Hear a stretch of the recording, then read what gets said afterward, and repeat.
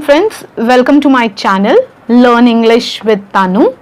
अगर आप लोगों ने मेरा चैनल अभी सब्सक्राइब नहीं किया है तो कर लीजिए और मेरी प्लेलिस्ट में जाकर, चैनल की प्लेलिस्ट में जाकर प्रेपोजिशन का टॉपिक देख सकते हैं। कंप्लीट टॉपिक हम लोग डिस्कस कर चुके हैं क्लासेस में। उसी के अलावा हम आर्टिकल्स का पार्ट 1 भी कर चुके हैं। तो अभी आज मैं शुरू करने जा रही हूँ आर्टिकल्स का पार्ट 2।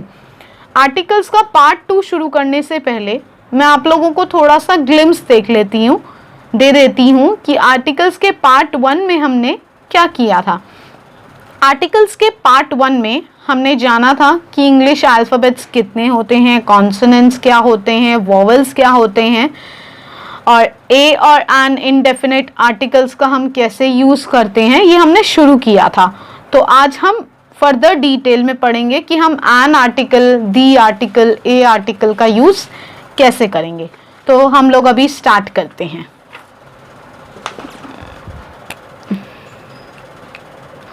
हम लोग ऑलरेडी एक रूल पढ़ चुके हैं एन आर्टिकल के रिगार्डिंग। वो ये था कि फर्स्ट साउंड ऑफ प्रोनाउंसिएशन के हिसाब से ही डिसाइड होता है कि आपको आर्टिकल से पहले कौन सा डेटर्मिनेंट, कौन सा इंडेफिनिट आर्टिकल लगाना है। So now the point is, हमारे इंग्लिश अल्फ़ाबेट में कुछ ऐसे कॉन्सोनेंट्स भी हैं which sounds like vowel.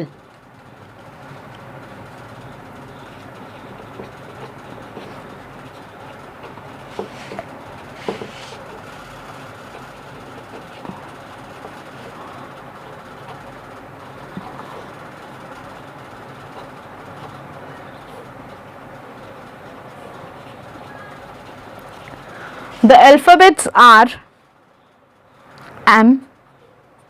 अगर हम M बोलते हैं, जैसे हम कोई भी वर्ड लेंगे उसमें M यूज़ करेंगे, ठीक है, तो हमारा जो फर्स्ट साउंड ऑफ प्रोनाउंसिएशन आता है वो आता है A का। हम ऐसे लिखते हैं M, ऐसे बोलते हैं M। Similarly F, A again,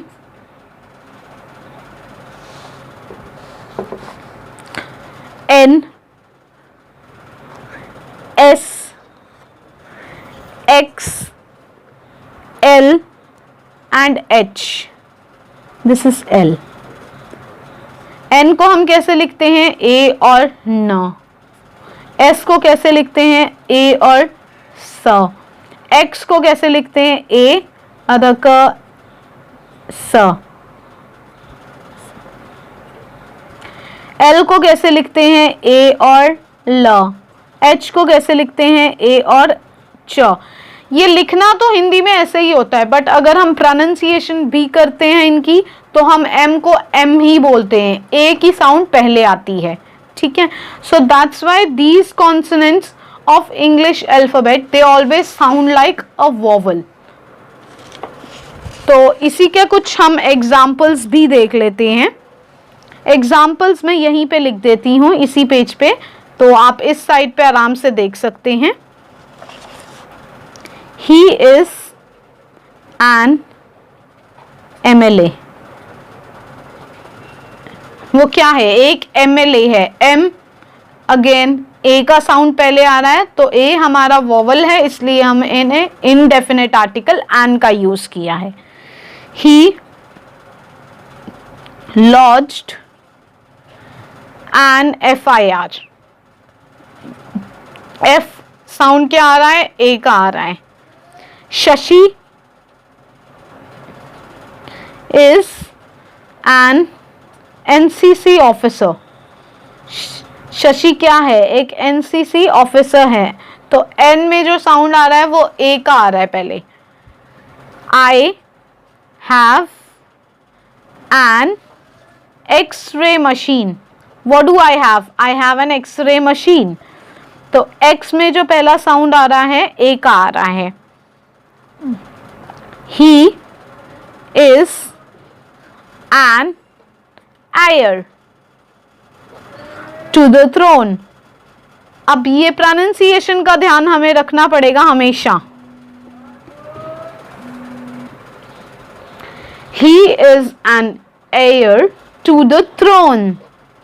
अब आप लोग बोल रहे होगे मैडम ये तो हेयर लिखा हुआ है, यही तो दिक्कत आती है, हम लोग गलत प्रोनाउंसिएशन करते हैं। इसका मतलब, इसका प्रोनाउंसिएशन होता है एयर, ठीक है। और हेयर का मतलब मैं आपको बता देती हूँ, हेयर शब्द का मीनिंग क्या रहता है, वो ये रहता है कि मालिक की मृत्यु के बाद संपत्ति का कानूनी हकदार, जैसे बेटा होता है, ठीक है। सिमिलरली अब हम आगे चल लेंगे।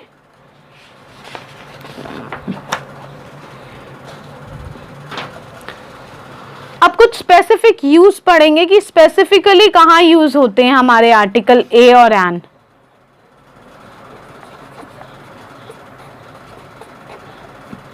तो इसके लिए कुछ रूल्स हैं। रूल नंबर 1, पहले भी हम ये पढ़ चुके हैं, ए और an is used before a singular countable noun.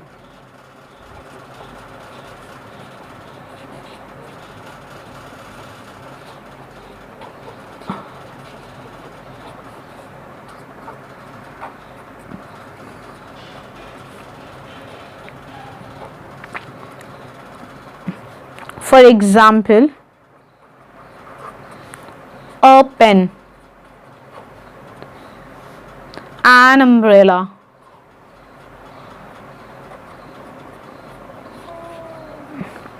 a car, a girl. Rule number 2 पे चलते हैं। नोट ले लेते हैं एक, ये चीज हमें याद रखनी है हमेशा। इफ एन एडजेक्टिव, एडजेक्टिव हम सबको पता है एडजेक्टिव्स क्या होते हैं, कम्स बिफोर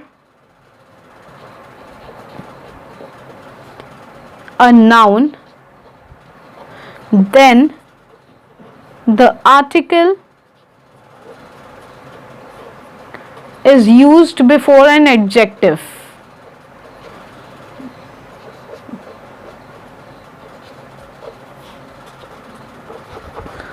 अगर एडजेक्टिव आता है नाउन से पहले, जैसे नाउन के तौर पे ले लेते हैं गर्ल, ठीक है। गर्ल का गर्ल के लिए हमने एडजेक्टिव यूज किया ब्यूटीफुल, ठीक है। तो अब इस केस में जैसे मान लीजिए हमने बोला शी इज ब्यूटीफुल गर्ल, तो दिस इज इनकरेक्ट, क्योंकि हमें पता है कि एडजेक्टिव आ चुका है नाउन से पहले और सिंगुलर काउंटेबल नाउन है यानी कि गर्ल है, तो हमें ब्यूटीफुल यानी कि एडजेक्टिव से पहले ए या एन आर्टिकल का यूज करना पड़ेगा। For example, Rita is dash beautiful girl. Rita एक सुंदर लड़की है, ठीक है। गर्ल क्या है, नाउन है, नाउन से पहले क्या आया, एडजेक्टिव आ गया, ये नाउन हो गया। नाउन ये कैसा नाउन है, सिंगुलर काउंटेबल नाउन है। नाउन से पहले क्या आता है, ए या एन, तो अब ये जो साउंड कर रहा है ग की कर रहा है ना, और एक है, तो हम क्या आर्टिकल यूज करेंगे, ए।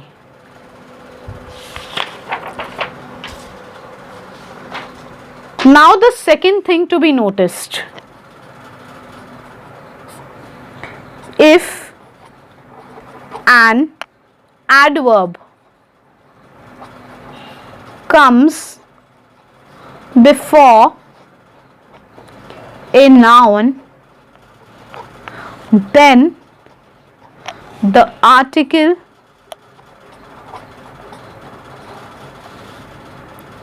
a and an comes before the adverb.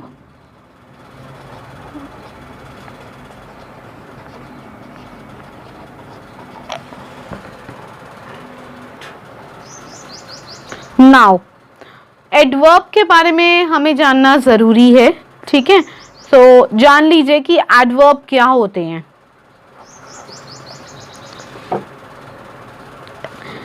Adverb is a word that adds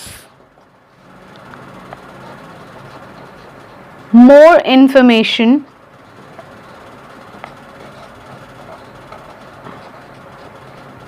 to a verb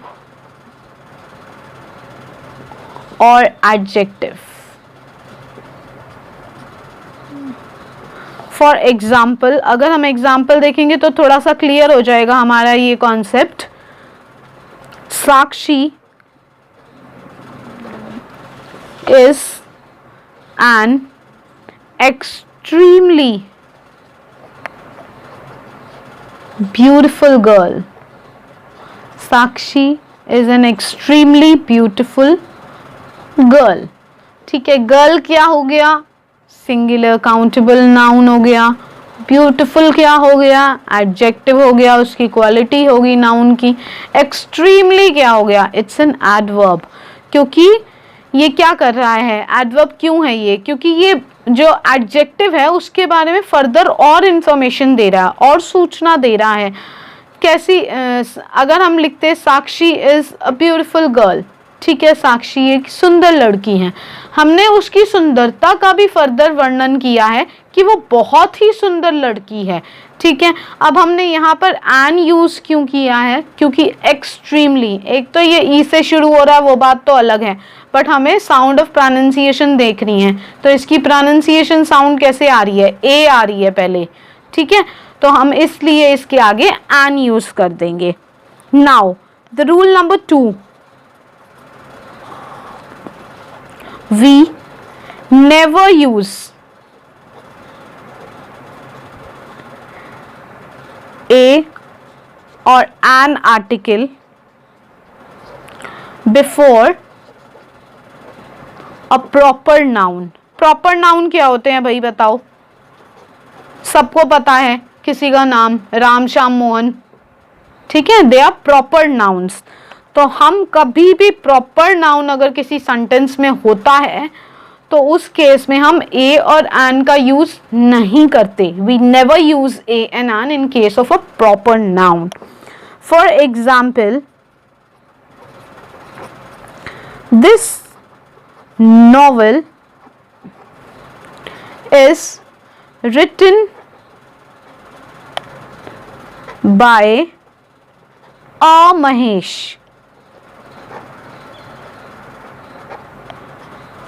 क्या ये सही है? No, this is incorrect. Why this is incorrect? Mahesh क्या है? प्रॉपर नाउन है, किसी का नाम है। प्रॉपर नाउन के केस में इनडेफिनेट आर्टिकल्स नहीं होते, never.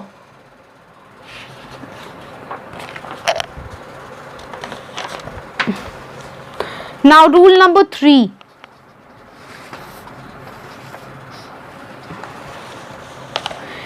in case of exclamatory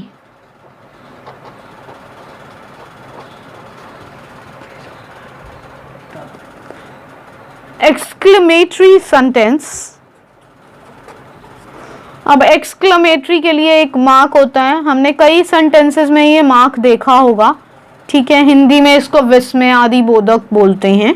ठीक है, कोई भी एक्स्ट्रा ऑर्डिनरी चीज के बारे में या कुछ भी एक्स्ट्रा ऑर्डिनरी क्वालिटी हम डिस्कस अगर करते हैं तो we always use this mark.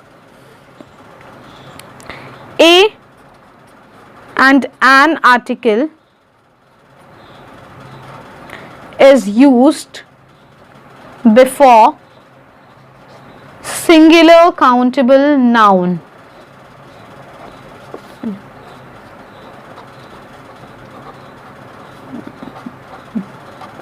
For example, what a grand building।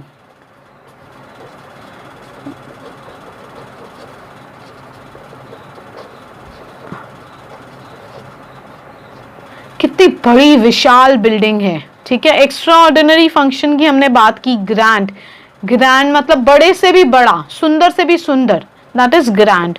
ठीक है, तो हम क्या करेंगे, हम लोग सिंगुलर काउंटेबल नाउन से पहले, सिंगुलर काउंटेबल नाउन बिल्डिंग हो गया। ठीक है, बिल्डिंग से पहले हम लोगों ने ए का यूज कर देना है। ए का यूज क्यों किया हम लोगों ने? क्योंकि यहाँ पर first sound of pronunciation vowels की नहीं है, स्वर की नहीं है। Now rule number 4, a word that depicts number. कोई भी वर्ड जो नंबर डिस्क्राइब करता है, जैसे a dozen, a million, a billion, a thousand, ठीक है, तो उस केस में हम लोग ए और एन का यूज करते हैं। स्पेशली ए इज यूज्ड क्योंकि मोस्टली जो होता है वो कॉन्सोनेंट साउंड ऑफ प्रोनाउंसिएशन आती है, वोवल साउंड ऑफ प्रोनाउंसिएशन नहीं आती है। 100, 8,000,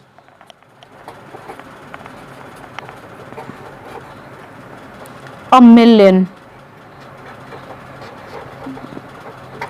a dozen, etc. तो स्टूडेंट्स, ये हमने कुछ रूल्स सीखे कि ए और एन को कैसे यूज किया जाता है किसी सेंटेंस में, ठीक है। But still the article part is not over. ये था आर्टिकल का part 2। We will be soon coming up with the part 3 of article. Do watch my videos for more understanding of English grammar. Till then, like, share and subscribe. Thank you very much.